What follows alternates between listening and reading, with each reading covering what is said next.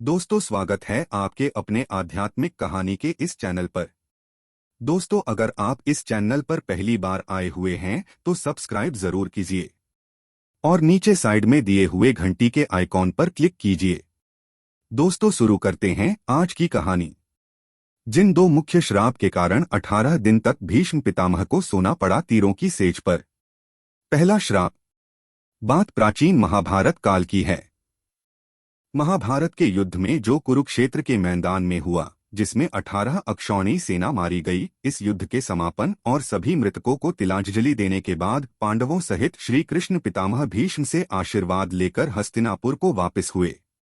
तब श्री कृष्ण को रोककर पितामह ने श्री कृष्ण से पूछ ही लिया, मधुसूदन, मेरे कौन से कर्म का फल है जो मैं सरसैया पर पड़ा हुआ हूँ? यह बात सुनकर मधुसूदन मुस्कराए और पितामह भीष्म से पूछा, पितामह, आपको कुछ पूर्व जन्मों का ज्ञान है? इस पर पितामह ने कहा, हाँ श्री कृष्ण, मुझे अपने 100 पूर्व जन्मों का ज्ञान है कि मैंने किसी व्यक्ति का कभी अहित नहीं किया। Vertical bar.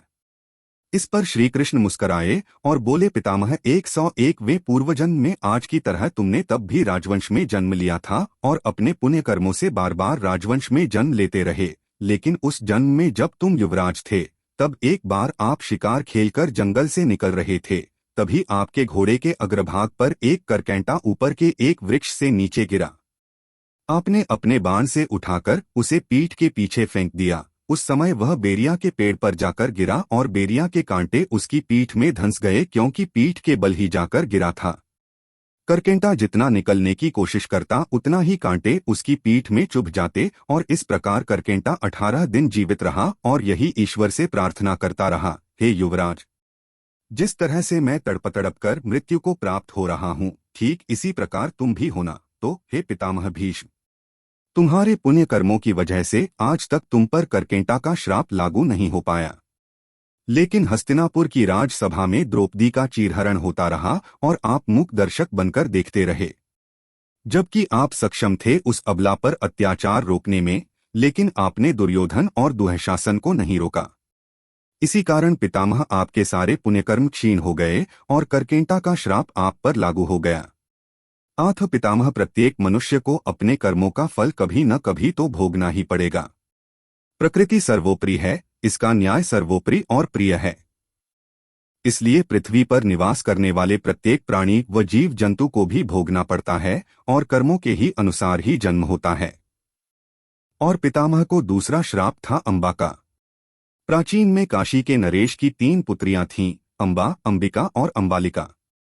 राजा ने तीनों पुत्रियों के लिए स्वयंवर आयोजित किया था। इस स्वयंवर में भीष्म बिना बुलाए पहुंच गए थे और तीनों राजकुमारियों का बलपूर्वक हरण करके हस्तिनापुर ले गए थे।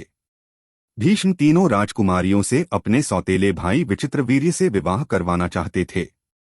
अंबिका और अंबालिका ने तो विचित्रवीर्य से विवाह कर लिया था, लेकिन अंबा ने भीष्म और सत्यवती से कहा कि वह किसी और से प्रेम करती है, इसीलिए उसे उसके प्रेमी के पास जाने दिया जाए।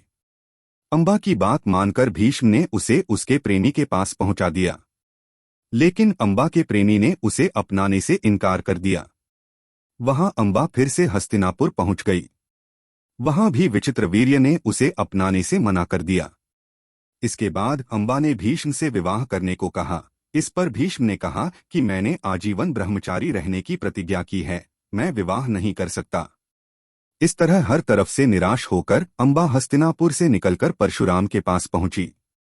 अंबा ने परशुराम को पूरी बात बताई और भीष्म से बदला लेने का आग्रह किया। परशुराम ने अंबा की बात भीष्म को युद्ध के लिए चुनौती दे दी, लेकिन भीष्म ने उन्हें पराजित कर दिया। यहां भी अंबा को निराशा मिली। इसके बाद अंबा ने शिवजी को प्रसन्न करने के लिए तप किया। अंबा की तपस्या से शिवजी सामने प्रकट हुए। तब अंबा ने शिवजी से कहा कि मुझे वर दीजिए कि मेरी वजह से ही भीष्म की मृत्यु हो।